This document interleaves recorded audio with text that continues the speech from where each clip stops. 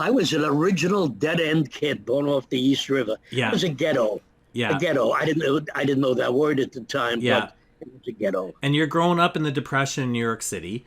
Yes. You've got dyslexia, although you don't know the word. You're Right, fail. right. And you know something? The teachers didn't know the word. Yeah. No They one. stamped me moron. That's it. And You get the name, play the game. They said I was a moron. yeah. And how did you? What was it inside you that gave you the strength to go do what you did? Because you actually invented a Yeah, whole field here. So yeah. what gave you the Well, strength? I'll tell you the story. And again, if I talk too much, obviously cut me off. I was 10 and a half, 11 years old. Johnny Carson once said to me, he knew my background. We were friends, and he knew. He said, how does a these Dems and Does kid from the Lower East Side of Manhattan with only 1 year of high school become the world's foremost memory training specialist? And I said, stomach cramps. And he got white under his makeup. He thought I lost my mind. Yeah. And I said, no, I'll explain it. And I did. Okay. I was 10 and a half, 11 years old.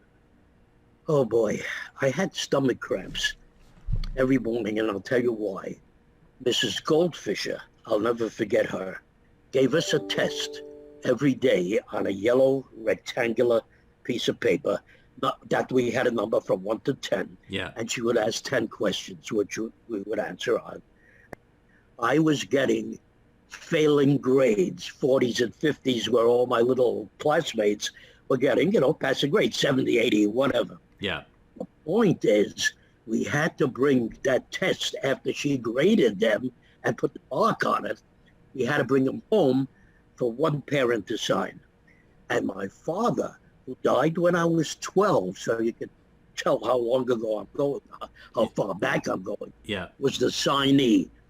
And when he saw my grades, he used to punch me.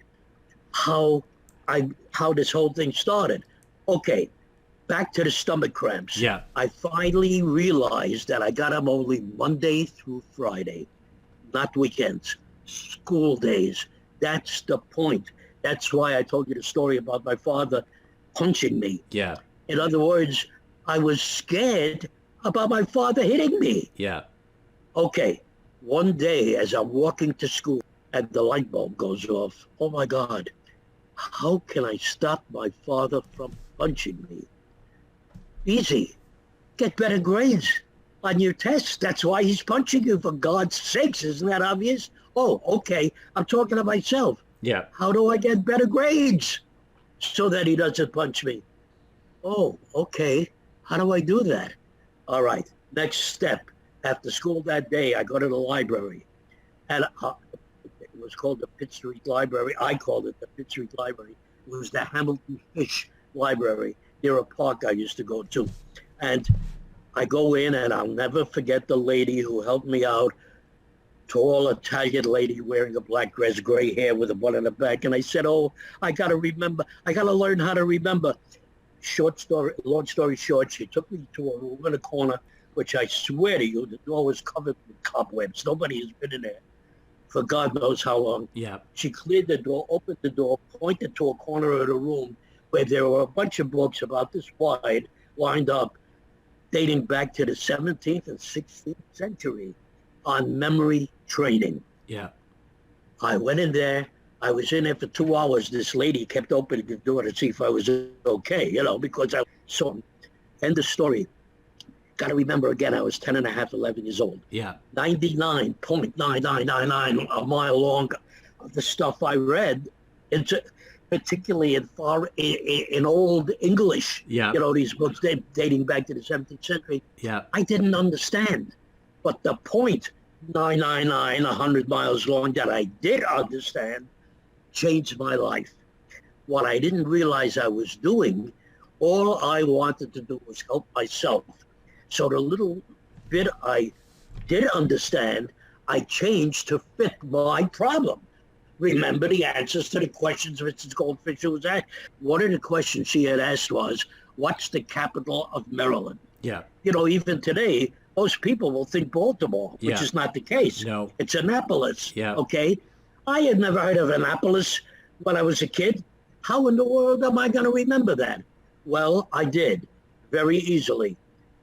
Uh, I'll tell you what happened. I started to apply my systems to all possible questions that this goldfisher can ask. And all of a sudden, I start to get hundreds on the test. I don't get stomach cramps anymore.